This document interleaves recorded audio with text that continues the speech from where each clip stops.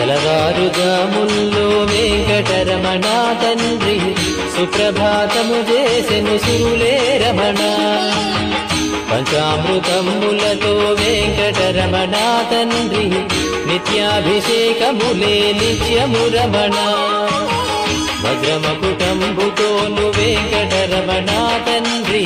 శంకు చక్రధారుడవే తిరుమల రమణ మూడు నామాలతోను వెంకటరమణ తండ్రి ముల్లోకములు ఏడడి మూర్తి విరమణ